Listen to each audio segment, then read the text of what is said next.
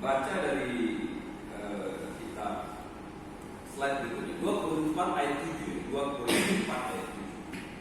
2 Korintus 4 ayat 7 slide berikutnya. Firman Tuhan katakan demikian. Tetapi harta kami punyai dalam bejana tanah liat supaya nyata bahwa kekuatan yang melimpah-limpah itu berasal dari Allah. Saya kasih bold kekuatan, lalu kata Allah saya kasih bold ya. Berasal dari Allah, bukan dari diri kami. Ya, tidak ada slide. Saya lanjutkan dengan ayat yang 16-17. Dikatakan kami dianiaya namun tidak ditinggalkan sendiri, kami dihempaskan namun tidak binasa. Sebab itu kami tidak tawar hati, tapi meskipun manusia lahir kami semakin merosot, namun manusia batinnya kami dibagai hari ke hari. Sebab pemberitaan ringan yang kami yang sekarang ini mengerjakan baik kemuliaan yang lebih segala-galanya jauh lebih besar daripada pemberitaan kami. Saya coba coba analisa dan gambarkan tentang 4 situasi hidup. Ya, ada saatnya hidup kita itu ada dalam kondisi baik, luar biasa, amazing, sehingga kita merasa takjub, terpesona, bersyukur sama Tuhan. Ada pada kondisi.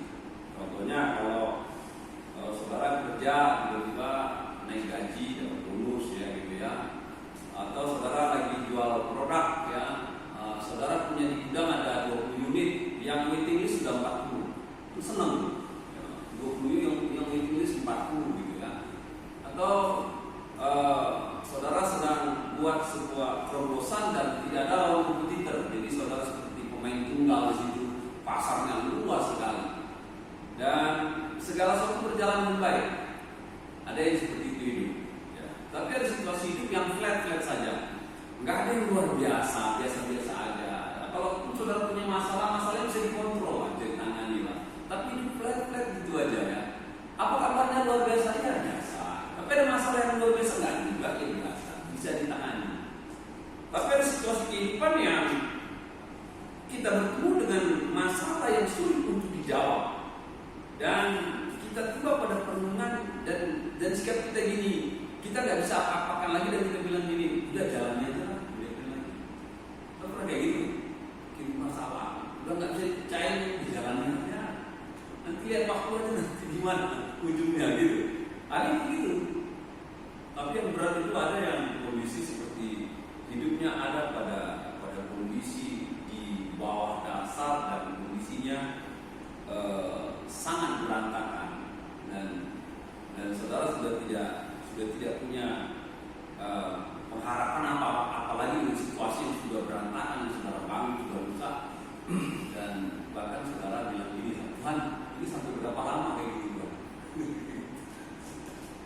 Ya, saudara bangun sudah berantakan, Tuhan ini sampai berapa lama? Nah, saudara sudah tidak punya harapan tentang sukses, maju, nggak ada, karena udah rusak. Saudara sudah tidak bisa melihat kemungkinan untuk dipulihkan juga. Ya. Dan di sini orang sering down. Jadi itu orang sering down. Dan kadang-kadang kalau berpikir negatif, kita pikir Tuhannya di mana nih? Mana Tuhan? Katanya Tuhan hebat. Kok hidup saya malah tidak karuan? Dan kalau orang bilang harap, biasanya semakin hilang ya, tidak ada sesuatu dari hidupnya. Namun saya belajar ada seorang tokoh di Alkitab yang hidupnya hancur-hancuran tapi semangatnya kita hebat luar biasa. Namanya Paulus. Ya. Hidupnya hancur-hancuran tapi semangatnya luar biasa. Dan ketika saya pelajari mengapa ini orang bersemangat, dia bilang, kalaupun saya bisa bertahan dalam kondisi hidup hancur-hancuran katanya, bukan karena saya, tapi Tuhan beri kekuatan dalam menerima situasi itu, dalam menanggung situasi itu, dalam menjalani situasi itu 3 hal berbeda.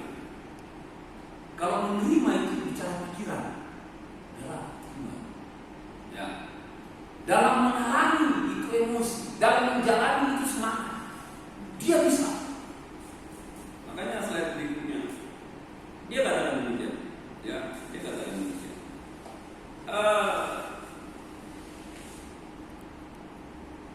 ditindas namun tak terjepit. Dalam segala hal kami ditindas, dalam segala hal kami ditindas namun tidak terjepit. Kami habis akal namun tak putus asa. Mengapa demikian? Karena dia tahu ada Tuhan yang menghidupkan. Ditindas tapi tak terjepit. Ya. Ketika saya pelajari bahasa-bahasa Alkitab, ya, bahasa Alkitab kata ditindas berkata tilbu. Tilbu itu adalah posisi seorang ada pada tekanan yang berat, ya, sehingga mengalami perubahan bentuk. Ya, contoh, kalau saudara minum Coca-Cola ya, udah yang kali udah saudara minum, lalu saudara taruh, tapi tiba-tiba serusuk, sehingga yang atas sama yang bawah gak ketemu, agak kena, jadi bentuk hilang. Itu kata ditindas, tapi dikatakan ditindas namun tak terjepit. Apa maksud tidak terjepit? Walaupun tertekan darahnya, di bawah itu masih punya ruang untuk gerak. Beda kalau sudah kejepit, kalau kejepit nggak bisa ngapa-ngapain. Iya, pernah jepit barang, sudah trek dia bisa gerak aja, nggak bisa. Nah, si Paulus katakan walaupun saya dapat tekanan berat, tapi saya masih ada ruang untuk gerak. Mengapa si Paulus merasa ditindas? Dia background dia dulu orang Farisi. Lalu Yesus panggil dia ketika jadikan dia pelayan Tuhan, pelayan Yesus, dia berbalik sosok pekerja sehingga dia dibenci oleh orang Farisi. Jadi istilahnya Paulus berkhianat sama dia punya mamater. Ya, saudara, tahun berapa itu yang perang agen rahasia KGB sama CIA? Kadang-kadang mereka tukar-tukaran informasi. Jadi ketika seorang agen rahasia membelok, maka kekuatan musuh diketahui musuhnya, itu berbahaya sekali. Tapi risikonya ketika seorang pembelok ketahuan, maka semua keluarga mati. Itu agen rahasia. Berat. Ya. Dan ketika Paulus membelok dari Farisi menjadi pelayan Tuhan, hamba Tuhan yang bertobat tentang Yesus, maka orang Farisi kejar dia. Makanya dibikin susah dia. Dan zaman itu, kalaupun ada orang Yahudi di daerah Timur Tengah, itu masih dalam satu organisasi Farisi. Istilahnya kantor pusatnya di Farisi. Jadi semua informasi itu turun dari Yerusalem. Dan sudah bilang dekret yang namanya Paulus sekarang membelok, jangan diterima kalau main ke negara kalian, persekutuan luar kalian. Biasanya kalau orang merantau ke negara lain, dia cari apa sih? Cari satu-satunya ya. Nah, kalau saudara begini mau cari makanan Asia, saudara pergi ke Bangkok, pergi kemana? Pergi aja ke China, ya. Pergi ke Malaysia, cari apa? Pasti enak kan? Saudara pas cari China. Nah, jadi perkumpulan komunitas homogen. Nah, di sana bisa. Jadi ketika Paulus coba main ke Tesalonika, dia cari orang Yahudi, dia dapat info dari perusahaan ini pembelok. Dia pergi ke Efesus itu juga pembelok. Kalau boleh laporkan pemerintah supaya ditangkap dia. Tuduhkan semua tuduhan berat sehingga ditangkap. Makanya Paulus ditangkap, ditolak, dipenjara, kadang-kadang dilempar batu, dibuang dari atap kota, kadang-kadang dibawa naik kapal. Yang penting susah saja sih. Tapi dia bilang kalau harus ditindas, dia tahu nggak terjepit. Ada saatnya Tuhan melepaskan dia dari sergapan Farisi. Apa? Enggak selamanya terjepit. Bapak Ibu, meskipun kondisi dan suasana ditindas tidak enak, namun itu merupakan proses kehidupan yang dijalani oleh seorang anak Tuhan, bahkan manusia pada umumnya. Meskipun ditindas tidak enak, namun secara teologis ini menjadi bagian integral daripada orang Kristen. Karena apa? Ketika sudah jadi Kristen, maka penguasa dunia benci sama saudara. Pasti dia kerjain kita. Jadi secara teologis, meskipun dikatakan ditindas tidak enak, namun percayalah ada masanya Tuhan beri kelonggaran di bawah. Saudara masih bisa bernapas sejenak, ya, tarik udara sejenak. Ada cara Tuhan di sini. Meskipun ditindas tidak enak, namun ada misteri kehidupan yang hanya lewat jalan itu saja. Ada kalanya Tuhan mengeluarkan yang terbaik dari kapasitas kita. Ditindas, tertekan. Terminologi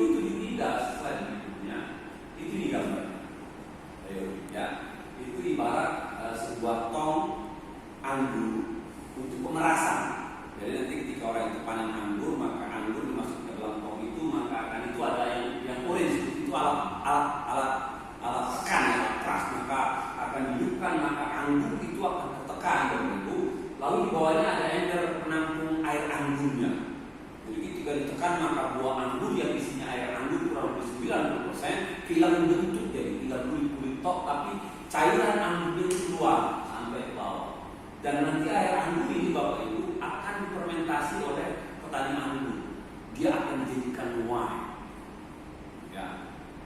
Yang terbaik dari buah anggur keluar. Begini Bapak Ibu. Kalau saudara punya uang, pergi ke total buah, saudara beli anggur lah, anggur itu 1 kilo berapa, 6.000 ya. Lalu saudara bikin di meja makan saudara ada tempat anggur, tempat buah. Saya mau tanya, berapa lama buah anggur ini bisa Anda nikmati sebelum menjadi busuk? Berapa lama di luar? 2 minggu? 1 minggu? Minggu. Nggak nyampe. Nggak nyampe. Seminggu udah isut ya. Kadang-kadang udah makan itu jadi ada kadang-kadang bolong pecah ya. Paling 1 minggu kita bisa menikmati buah anggur.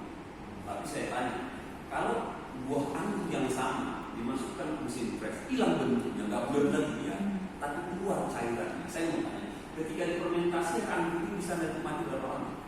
Ratusan tahun. Semakin lama dia semakin berkhasiat, mahal.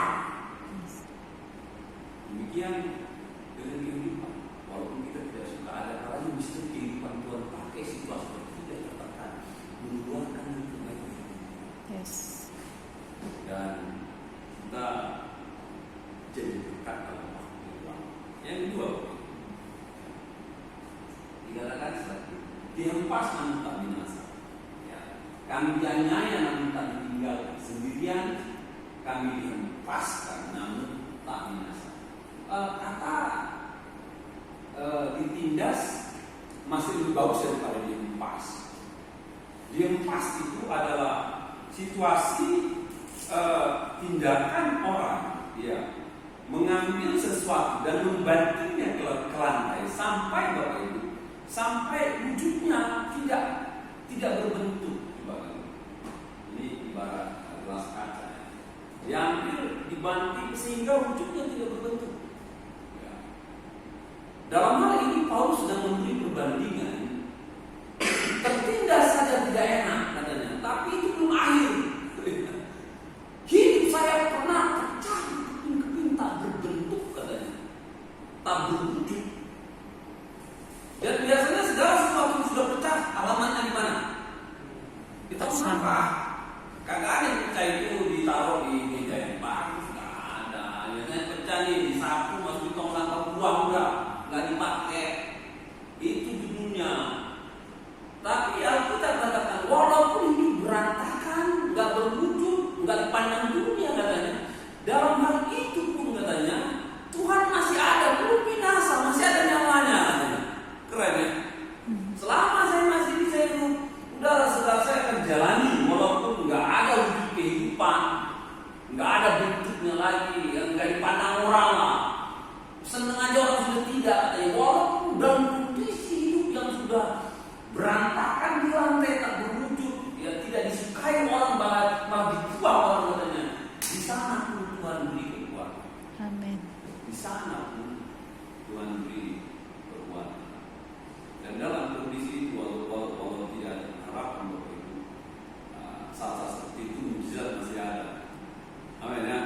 Amin. Saat seperti itu mujizat masih ada. Mari saya tunjukkan saudara gambar. Kisahnya ya. 7 Desember 2007 dia namanya Alcides, orang Meksiko, adiknya Edgar. Mereka ini pembersih gedung-gedung pencakar langit di Amerika. Waktu itu mereka bersihkan itu gedung yang mereka bersihkan yang kanan ya. Itu dari kaca mereka naik ke atas pakai kren. Kalau ada kren, ada kren nanti ada kabel gitu. Mereka mulai turun dari atas bersihin kaca. Rupanya krennya ini waktu itu talinya kabelnya itu udah mulai berhenti putusan. Ketika putus satu oleng krennya itu waktu itu adiknya terjatuh. Jadi adiknya jatuh dari lantai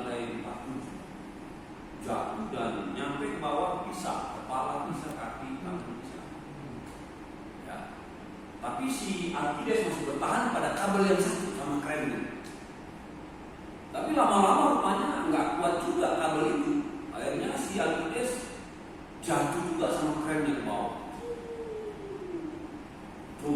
Ketika nyampe jatuh ke bawah, tubuh si Alkides itu katanya dia meringkuk di tiang kotak kren itu kan, biasanya dari besi ada pegangan itu. Dia meringkuk di situ dan kondisi patah-patah. Cuma nggak putus kayaknya. Dan datanglah para lampu merah dan bawa si Alkides ke rumah sakit. Dan yang kagetnya masih ada nafas. Apalagi walaupun badannya semua patah, masih bernafas. Dan Alkides dioperasi kurang lebih 12 sampai 16 operasi. Ya, dioperasi. Dan dia koma sampai 3 minggu nggak sadar. Tapi pada minggu keempat dia mulai sadar. Dan dia ingat istrinya, ada berapa ingatan hilang ya, karena dia hilang dalam jangka 3 bulan dia sembuh total. Dia bisa jalan tapi tidak normal, tapi bisa jalan. Ya. Lalu seorang dokter yang menangani Alkides, Dr. Herbert katakan, jika Anda mencari keajaiban di dunia medis, inilah buktinya katanya. Terjatuh dari lantai 47, tulangnya patah berping-ping katanya, tapi masih utuh, tapi masih hidup. Itu membuktikan masih ada Tuhan. Katanya dalam pengalaman saya, orang jatuh dari lantai 4 aja udah mati gitu. Herbert kata, orang jatuh lantai 4, ya lantai 4 mungkin 15 meter lah ya. Kalau satu lantai itu 3,5 meter biasanya kan, 2 lantai kan 7, kalau 4 kan 15 meter. Katanya rata-rata yang saya tanya orang lantai 4 jatuh mati. Ini lantai 7 gitu. Kalau dia masih ada, katanya ini bukti keajaiban dan mujizat Tuhan masih ada. Kalau itu terlepas namun tak binasa. Amin. Amin. Amin. Saya nggak tahu saudara jatuh ke lantai berapa, tapi Tuhan masih ada. Satu kali ada seorang bapak, dia sekolah di Jepang dan dia pulang, dia mengumpulkan uang. Dengan uang terakhir, dia bangun perusahaannya sampai nilai perusahaannya itu dia bangun dengan modal yang dibutuhkan 7 miliar. Jadi dia bikin gudang di daerah Tambun sana. Dia punya keahlian itu adalah kaleng tabung gas yang nanti diisi macam-macam, diisi baygon apa, tapi produk awalnya dari dia. Baygon, pengharum, pewangi. Kalau saudara setiap kaleng yang ada gas itu dia yang bikin. Tapi nanti perusahaan tinggal tambah apa, mau tambah pewangi, mau tambah baygon apa, disemprot-semprot, baru ditambah. Dia punya cairan 20. Tapi yang tabung ada gasnya itu dia yang bikin. Ya. Dia bangun perusahaan Jepang. Satu kali jam 2, jam 1 pagi dia telepon sama pegawainya, Pak datang Pak ke pabrik. Ngapain datang aja Pak? Nah yang istrinya di mobil dari Jakarta ke pabrik. Jam 2 dia lihat di gerbang pabriknya sudah kebakar 80%. Ya. Dan jam 5 habis semua, selesai. Dia bilang waktu itu saya jumpa dia di Sudirman. Dia bilang kalau pabrik kebakar saya bisa maklum. Yang paling repot itu adalah nangani penagih utang. Kan dia barang kan masih bayar dulu kan, dia kan unit bayar dulu, kadang-kadang mesin bayar dulu, ya itu yang susah dilawan. Kalau barang angus nggak masalah, tapi yang bayar dulu ini yang kadang-kadang gila namanya dia. Dan dia bilang sama semua orang yang bilang, gua masih di Jakarta, gua akan bayar, tapi itu kapan nanti lah. Dia bertanggung ada kalau enggak itu penjara lah, dia ke penjara pun bayar. Ada diberi pengertian, ya bang akhirnya udahlah, nggak usah ganggu dia dan biarkan kalau berarti dia punya modal segala macam. Dan bilang dia masih bisa bernapas walaupun sudah berlantai. Tuhan masih ada. Dan dalam jangka 3 bulan bisa terjadi. Satu kali dia sedang ikut pesta katanya, lalu ada ponakannya dari Amerika. Om katanya pabrik kebakaran ya? Iya. Om butuh modal nggak untuk mulai lagi? Ya butuh lah. Udah dong katanya, langsung ponakannya waktu zaman tulis cek 5 juta, cukup katanya. Wah, lalu dia butuh pabrik dong, butuh mesin kan gitu kan. Lalu satu kali dia kondangan bisnis, pertemuan pernikahan salah satunya, ada lawan kompetitornya paling kuat di Jakarta, yang head to head, yang bikin bisnis yang sama. Ini lawannya bilang, katanya lu bakaran nih katanya. Aduh, dia udah mulai sikat itu kalau ngeledekin 2 ton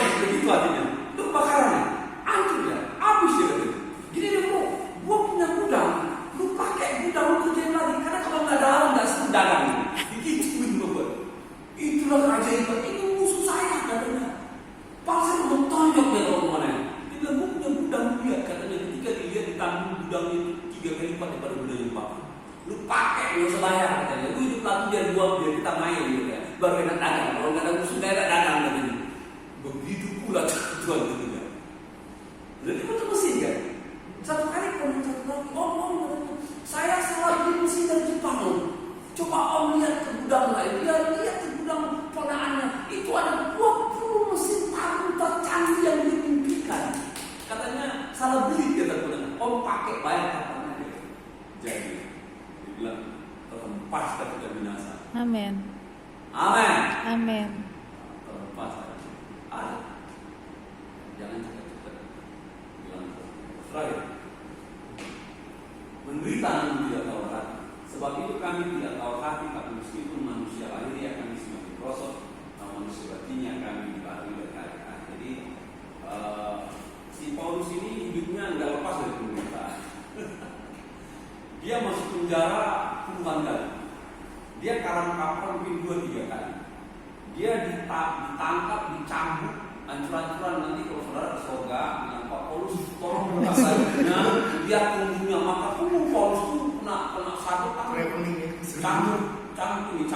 cambuk pemawi, itu sobek-sobek ke badannya, sering dicambuk. Ya, jadi kalau di Jakarta pendeta-pendeta pamernya pilih paket gitu ya, pamernya ini punggung yang barat itu. Amin. Kalau orang pilih patek lalu tas Hermes itu ya, mobil Bentley itu pamernya pendeta Jakarta modern. Paulus enggak, punggung barat itu pamernya. Itu baru pendeta. Hidupnya nggak lepas dari kesulitan, tapi nyanyinya banyak. Wow. Amin ya. Amin. Dan biasanya orang-orang hebat itu orang-orang yang takut. Yes. Tidak ada orang-orang hebat yang jalan lurus itu nggak ada. Semakin berat sebuah medan yang dilewati, maka di situ tersembunyi kebesaran dan kekuatan. Amin. Dan bilang asal satu jaga, jangan tawar hati. Betul. Kalau udah tawar hati kayak gak ada obat tuh. Jangan tawar. Amin. Amin.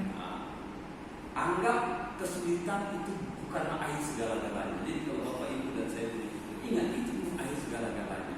Masih ada dia esok Pak. Minggu depan masih ada kan? Selama sinar matahari Yesus datang masih ada. Dan ketika berjalan waktu situasi bisa berubah. Bisa, kondisi bisa berubah. Jadi jangan kita pikir udah paten maka kekalah kesulitan saya. Enggak, itu pikiran kita itu. Matilah gua Allah nggak itu. Enggak. Selama ada waktu. Nah, ini jangan yang tahu hatinya. Apalagi ada di mana kan tolong kita. Ya. Tuhan kalau ini namanya Nick Vujicic. Ya, ini orang Kristen loh ini. Ya, waktu dia lahir tanpa tangan, tanpa kaki. Mau papanya bagus, mau papanya itu treatment si Vujicic seperti anak normal. Jadi di mana kalau Vujicicnya sekolah di sekolah yang sama, sekolah normal, bukan sekolah orang cacat, sekolah normal. Kemana mereka tamasya diajak, mau kolam renang, mau main game, mau ke pantai diajak dia seperti anak normal. Itu hebatnya bapak mama. Enggak beda-bedain, enggak bilang juga itu cacat, enggak. Ini kami sayang. Tapi waktu dia sekolah dia dibully sama teman-temannya. Ketika dibully dia coba merendahkan diri di bak mandi membunuh diri sebenarnya. Ketika dia masuk dia itu kok papa mama baik, kenapa diri bangun lagi dia. Jadi bapak ibu kasih sayang orang tua itu semangat buat seorang anak ketika berhadapan dengan dunia luar ekstrak. Yes. Jadi sayangnya anak dulu. Jadi kayak apapun nanti dia bermain di luar, bersaing dia akan kuat. Anak-anak saya bilang papa mama saya lihat di luar sana itu permainan dia bersaing harus kompetisi nggak boleh cengeng ya bersaing ribut apa wajar tapi nggak kami di rumah saya kami akan doakan apapun kami ada di dalam. Satu kali anak saya waktu masih kecil dia waktu SD dia pulang kepala saya pulang ke kantor dia kenapa kamu adik stres ya kan kelas SD dia stres aja kenapa kok stres gurunya galak terus ada di sekolah jangan mau sekolah dong saya bayar kok papa bisa nggak mau sekolah oh bisa apa gitu kalau disupport nggak bilang apa sih besok sih malas jangan disikat dulu di benteng dulu dia nanti kalau kita nasihat